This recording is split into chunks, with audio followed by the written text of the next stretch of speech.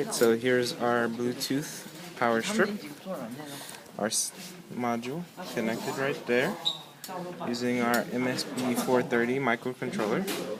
I have Steven here with me, Kareem, who's just here, and is our power box. Close that, that's not important. And turn it on. So what's going to happen here is that we're going to be able to control this light, that solder machine, what is this?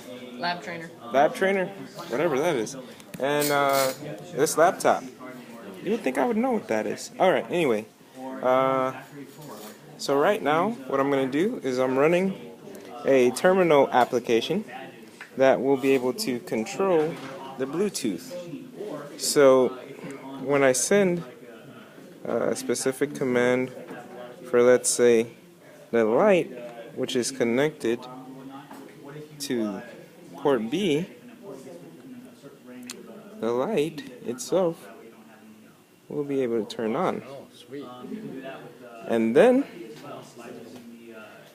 I send that command again, it turns off.